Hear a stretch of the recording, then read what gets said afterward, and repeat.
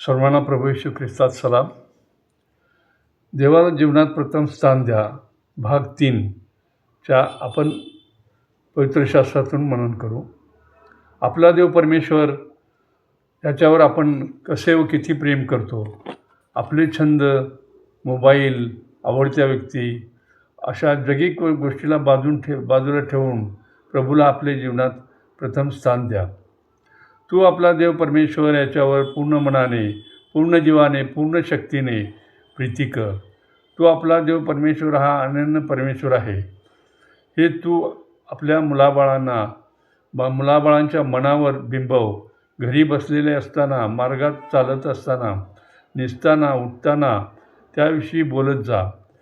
त्याच्या आज्ञा तुझ्या हृदयात ठसव. असे आपण अनुवाद अध्याय 6 वचन 4 ते 7 मध्ये पाहतो. नाती, छंद, काम यापेक्षा प्रथम स्थान म्हणजे महत्त्व 100% देवाला द्या, अर्धवट नाही.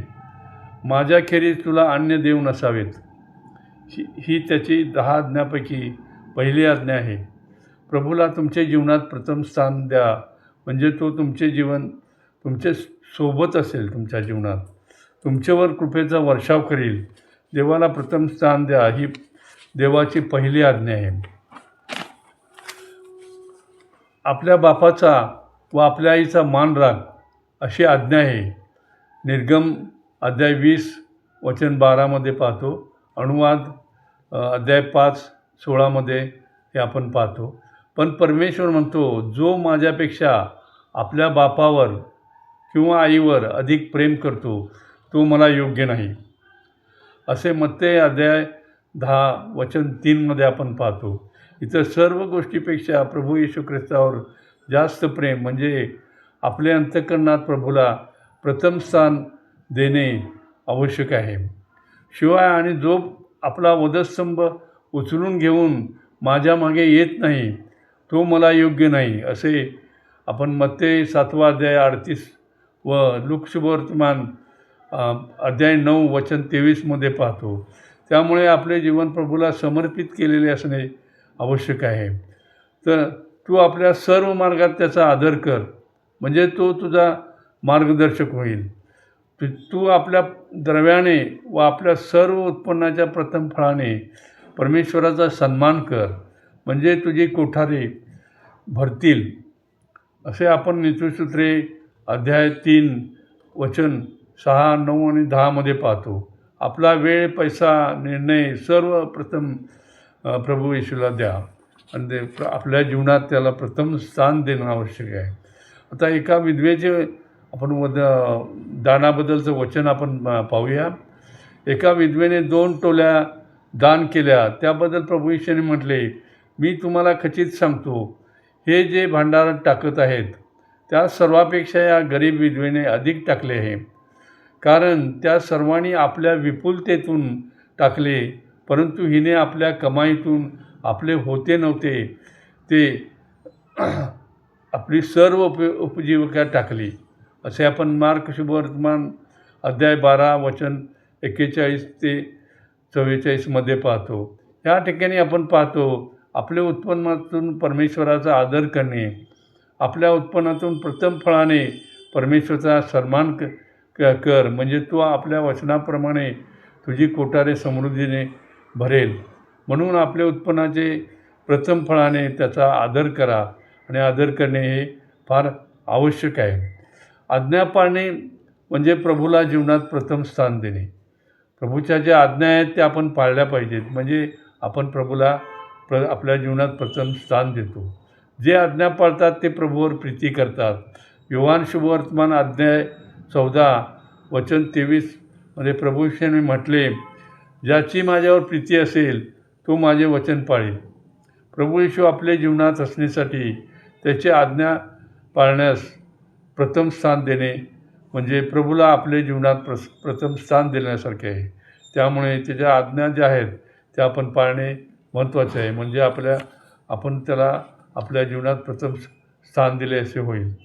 प्रथम प्रभूसमोर नम्र व्हा, लीन व्हा, देवाजवळ या, म्हणजे तो तुम्हाजवळ येईल.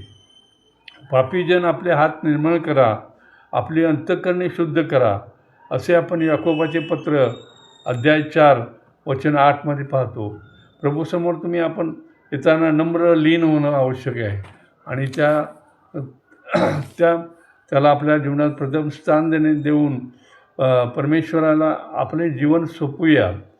आपला जीवितक्रम परमेश्वरावर सोपवून देणे, त्याच्यावर भाव ठेव, म्हणजे तो तुझी कार्यसिद्धी करील.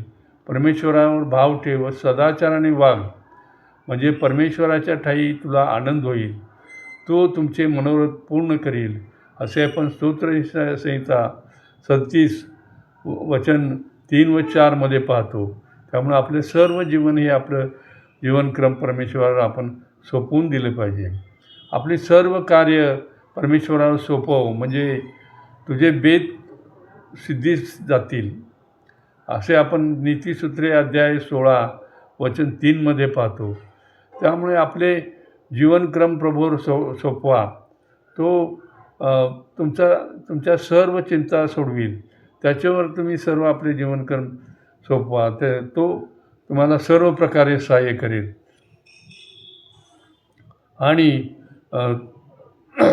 त्याची सोपवा. प्रार्थना ही ढाल आहे. त्या प्रार्थनेची तुम्ही सवय ठेवा. प्रार्थना निरंतर प्रार्थना करा, त्याची सवय ठेवा. कारण जेणेकरून आपणास जाणीव होईल की देव प्रत्येक क्षणी माझे बरोबर आहे. देवाला अशक्य असे काही नाही. चिंता देवावर सोपवून द्या, त्याचे शांतीत राहा. तो तुमचा आत्मा स्थिर ठेवेल, मार्गदर्शन करेल, संकटातून तो तुम्हाला बाहेर काढेल. देव आश्रय देतो. जीवनातील आनंद ख्रिस्तावर अवलंबून आहे, अन्य परिस्थितीवर नाही. त्यामुळे तुम्ही प्रार्थनेत राहा, प्रार्थनेची सवय ठेवा, निरंतर प्रार्थना करा, त्याच्यावर पूर्ण विश्वास ठेवा. त्याने आपल्या स्वतःच्या पुत्रास राखून न ठेवता त्याला आपल्या सर्वांसाठी अर्पण केले, असे आपण रोम 8 वचन 12 पाहतो. याची जाणीव आपल्याला सतत आपल्या अंतःकरणात असू द्या. त्याने आपल्यासाठी आपल्या पुत्राला राखून न ठेवता आपल्यासाठी दिले आणि त्याने वधस्तंभावर आपल्यासाठी आपले पापासाठी स्वतःला समर्पण केले, हे आपण पाहतो. ह्याची जाणीव आपल्याला सदोदित असणे आवश्यक आहे. त्याचे काही पाप नव्हते. तो निरपराध, काहीसुद्धा त्यांच्या आयुष्यात त्याच्या पाप नव्हतं. त्याने सर्व आपल्यासाठी सहन केले. त्याला आपल्या जीवनात प्रथम स्थान द्या. आपले जीवन तो बदलेल. प्रार्थना करा. प्रार्थना हे शस्त्र आहे. प्रार्थना देवाच्या सामर्थ्याने कार्य करते. पवित्र शास्त्रात प्रार्थना म्हणजे देवाच्या सहवासात देवाशी बोलणे असे आहे. पवित्र शास्त्र शिकवते की देव प्रार्थना ऐकतो आणि देव प्रार्थनांची उत्तरे देतो.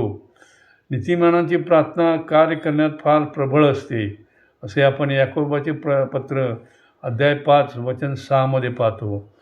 आपले जीवन प्रार्थनामय असू द्या. प्रार्थना करा, त्याला समर्पित, आपले जीवन त्याला समर्पित करा. त्याच्या वचनात चाला. प्रभू आपल्या समीप आहे, आपल्या जवळच आहे. तो आपले अंतःकरण विश्वासाने आज्ञापालनाने भरा. तो समीप आहे, जवळ आहे आपल्या. त्याला हाक मारा, म्हणजे तो आपले जीवन त्याच्या प्रकाशाने उजळून काढेल.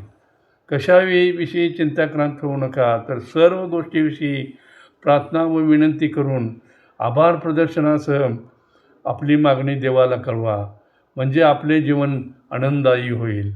धन्यवाद.